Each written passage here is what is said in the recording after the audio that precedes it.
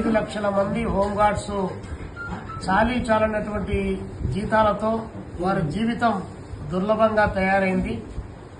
వారికి కనీస వేతనాలు ఇవ్వాలని చెప్పి, అదేవిధంగా వారికి ఉద్యోగ భద్రత కల్పించాలి, గ్రూప్ సి గ్రూప్ డీలలో ఉద్యోగార్థులుగా గౌరవించాలని చెప్పి డిమాండ్ చేస్తూ భారత ప్రధానమంత్రి గారికి, హోంశాఖ మినిస్టర్ గారికి అనేక సందర్భాల్లో ఈ దేశంలో ఉన్నటువంటి హోంగార్డులంతా కూడా ముక్తకంఠతో విజ్ఞప్తి చేయడం జరిగింది.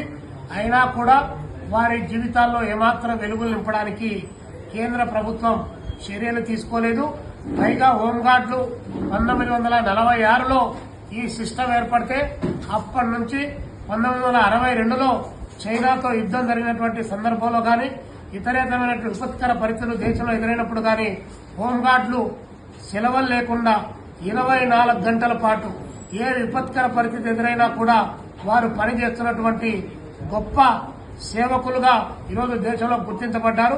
అలాంటి హోంగార్డుల యొక్క జీవితాలకు వెలుగు నింపడానికి ఈ పార్లమెంటు సమావేశాల్లో కేంద్ర ప్రభుత్వం నిర్ణయం తీసుకోవాలని చెప్పి డిమాండ్ చేస్తున్నాం.